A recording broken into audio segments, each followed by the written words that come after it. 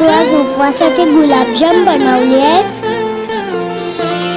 सकलांची आई, साता जन्माची पुण्याई, घेई पदरात आम्हावरी छायाधर माई.